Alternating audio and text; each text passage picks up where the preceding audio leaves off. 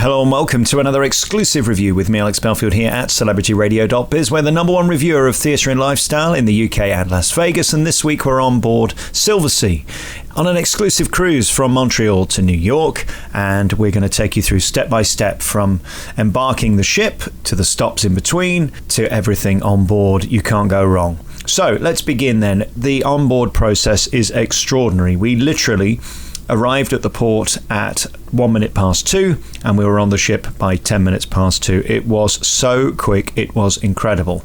The organisation is remarkable, 5 stars to Silversea for that. You're then taken to your room.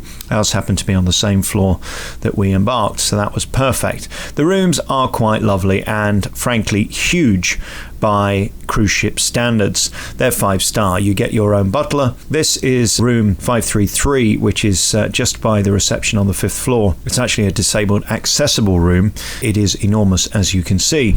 My room was 535. This is slightly less wide, but it's equally as luxurious and has everything that 33 has.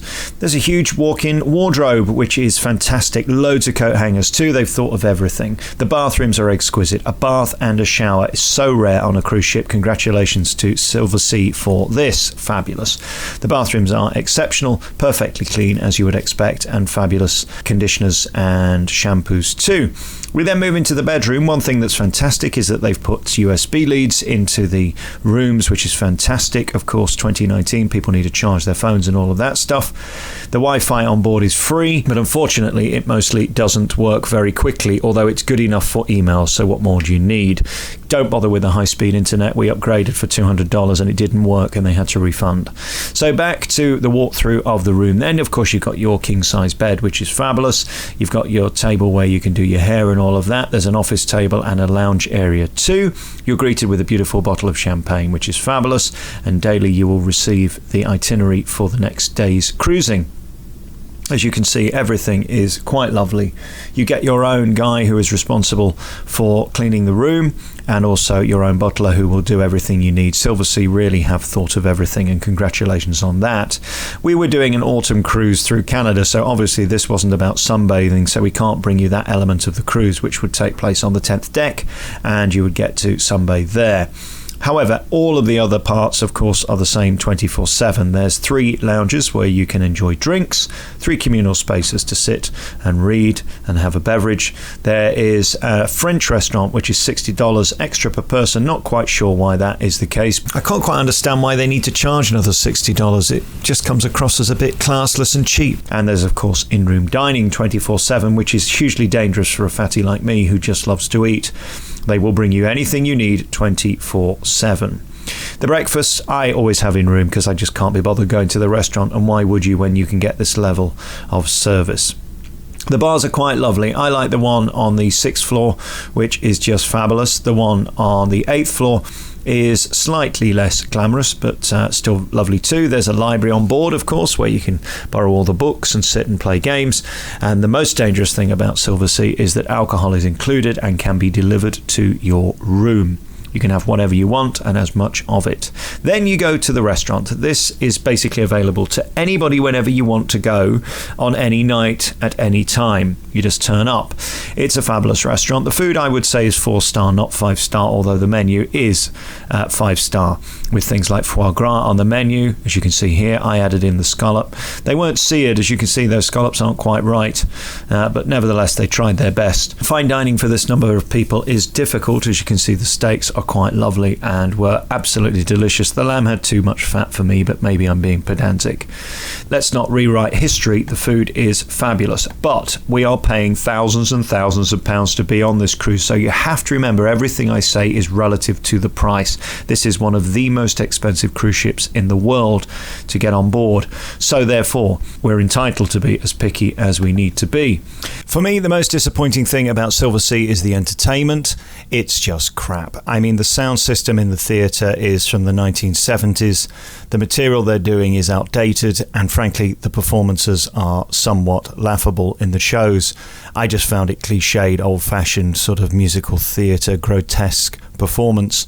The sound's the worst thing. The backing tracks appear to be free from Google. There's no live band on stage, and the guys are doing their best to churn out what is very old-fashioned musical theatre performances. Trying to have opera singers sing West End songs or songs from the 60s just doesn't work. And then, of course, in the lounges, there's different type of entertainment. There's Liam, who plays the guitar, and Anna on piano. These are two very exceptional talents who are lost because they're not lit, they're in the wrong position, and they just fade into the background, as do the trio. So it's very disappointing. Whoever is the head of entertainment at Silver Seas should be fired immediately, and they should pay me thousands of pounds to sort it out. It's so simple what they need to do to make this right, but they can't see it. It's hugely disappointing for the talent who are paying the price of bad decisions of management in entertainment at Silver Sea. The worst thing about the cruise. One of the best meals we had on the ship was the lunchtime buffet in the Italian restaurant. It really is lovely and very nice, very fresh. Easy, of course, because you go in, sit where you want, and you get served immediately and pick what you want. The food is gorgeous. Bravo for the lunchtime buffet. There is no evening buffet on Silver Sea. It is far more formal than that, which is a shame, because actually I think there is a market for this level of buffet. We're talking 5-star buffet food in the evening. I think a lot of people would like that, something they should consider when they consider modernising, which they're ultimately going to have to do on this cruise line. There's a spa on board on deck 10, which is fabulous, but it's 5-star prices too, about $200 for a massage. But there is a gym. It's quite small, but it has everything you could possibly need. And the days I went, it was relatively empty, so that's good. We're going to get to Silver Sea generally in a moment and what I think of them, but the age group of the people who are on Silver Sea, they are 70 plus. Certainly, I was the youngest person on board by about 30 years. The entertainment in the evening is at 9:45, and it was mostly disappointing. I have to say the local entertainers were not great. The music is aimed at 50 to 70 plus. There's a trio who play in the lovely bar, but I walked into the anniversary waltz. That shows you the kind of clientele that they're looking to entertain. We left Montreal at 9 p.m. and it was lovely, although cold and rainy. Do try and make the most of when you leave and arrive in port, because it is some of the most magical moments. There's TV on board if you want it with everything, but unfortunately it mostly doesn't work. It either comes on and goes off or doesn't work at all, so TV is not reliable, and the same with the Wi-Fi really. Silver Sea, of course, does have disabled accessible rooms, and they have bars and showers with the seats that you can use. They really are fantastic. There's no steps anywhere within the room, although you cannot get out to the balcony because of a huge step. You won't get over that if you're in a wheelchair or if you can't lift your feet off the ground, so there's a slight flaw in their room there, but the room itself is fantastic. The bed isn't too high and the bars are all over the cabin. Outside you get 2 chairs and a table. We of course boarded the Silver Whisper. I should have said that at the beginning, but of course all Silver Sea are the same. So here's the question then, who are Silver Sea aiming at? Well, the answer to the question, I think, certainly on this cruise, is the over 60s, possibly over 70s. I felt an alien on board at just 39 years old, and there really aren't that many things to do. There are 3 bars where you can go and just drink all day, but who wants to do that? A lot of people read all day, and then they go off ship, of course, to see the various places that we went to on the cruise. I don't know. I went to Cunard last year, and I found it terribly pompous, but the ship was so beautiful and big you could walk around it. The one problem with Silver Sea is that these boats are not big enough to walk around, so you literally find yourself going up, down, left, right, up, down, left, right. I mean, it's like Pac-Man. You really aren't going on this for size. When you see the scale of the ship compared to others at Princess, this is a tiny ship. So here's my point. If you're an older person that's looking for a small ship with exquisite service and very good food, then Silver Sea is for you. If you're a young person who's looking for entertainment and other young people to associate with, you're probably going to struggle on Silver Sea. I did love the cruise. It is 5-star decadence, of course. There are a few things that are disappointing, like the TV and the Wi-Fi, but I'm a millennial, so maybe I'm obsessed with that. Also, with the free Wi-Fi, you can't log on to most websites. You can't even get onto YouTube or BBC to watch any programs there either. So anything that takes any amount of Wi-Fi coverage, you're going to be banned and blocked from. Just so you're aware, you can upgrade, but it's very little difference, to be perfectly honest with you. I suppose the selling point of Silver Sea is that you get alcohol in your room. If you're an alcoholic, this is fabulous. You can have as much as you want. If you're a fatty, you can have 24/7 dining. You can have 17 meals a day, do what you like. But if you're like me, I'm sort of prone to being tempted by this stuff. I'm sat here now with a vodka and Diet Coke and wish I wasn't having it. It's only 5:30. I shouldn't be doing that till 6:30, 7 o'clock. So there's temptation on every corner, but this is of course a decadent cruise where you can just indulge. You have to leave your conscience at the door.